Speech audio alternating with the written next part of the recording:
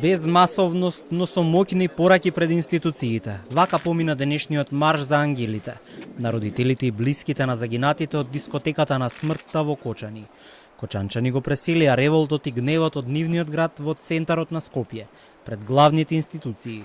На моменти тишината зборуваше повеќе од било која парола, а фотографиите на загинатите и транспарентите со пораки постојано беа високо во воздух.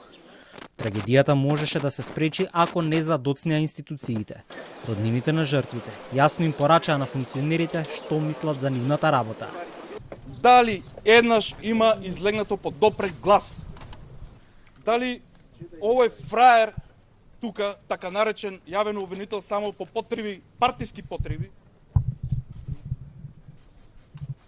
дали кога седна на ова фотеља ги презема, пошто цело време не убедува дека правеле криминали, дека неправилно работеле сите.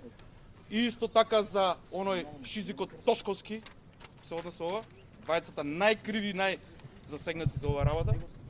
На собраните не се задржаа многу на плоштадот и директно се упатија пред собранието. Таму повеќе мина го пуштија својот глас и порачаа: системот ни ги уби децата. Има ли некој да не објасни нешто?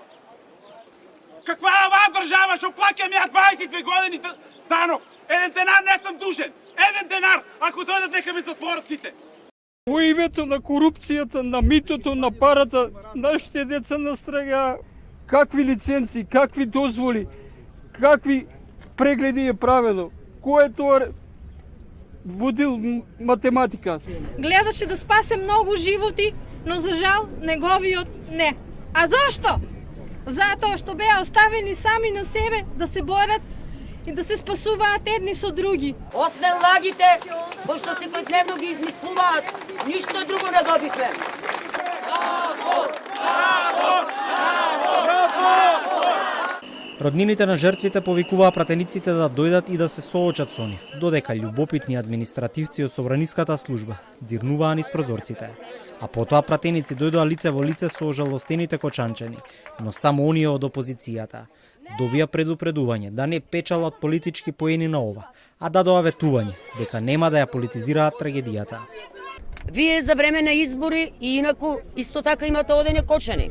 Така ли е? Ја знаете дискотеката Пулс, која што веќе вашите колеги ја нарекоа штала, во која што штала и самите биле.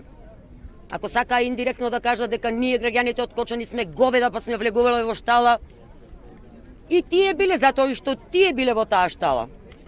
Не знам на вистина и затоа ние цело време од почетокот, непосредно после трагедијата, даваме подршка на институциите да имаат неселективна работа и истрага.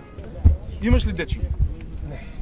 Барем една секунда да го заменат ликот на овој дете со ликот на нивното дете. Барем една секунда. Ме разбирате ли што ви зборам сега? Една секунда. Од нефункционалност. Додека кочанчани стоеа пред собраниската зграда, внатре беше во тек седница за интерпелација на работата на министерот за внатрешни работи. Но наместо јавно пред сите да се соочи со нив, Тошковски ги повика во МВР за да се сретне со нив зад затворени врати.